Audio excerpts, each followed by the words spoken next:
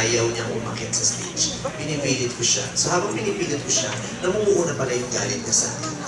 Asar na siya sa akin. Na sinabi niya sa sarili niya na, mamaya sa labas pag nakita ko itong baklan to, sasapakin ko to. Ako naman, sinusumpa ko rin siya. Sabi ko, saksakan ng aking kong lalaki. Ito, alam mo naman may 5'11".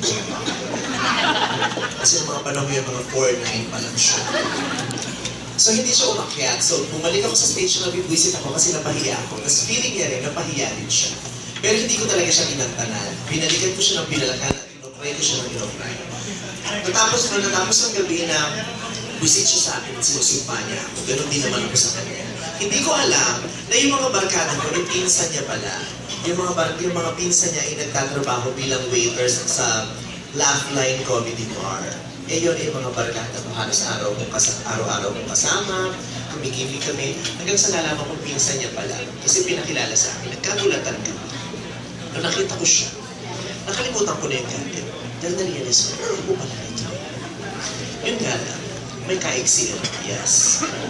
Pero gwapo talaga siya.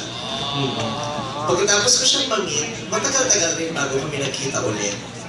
So nakalimutan ko na siya. Ang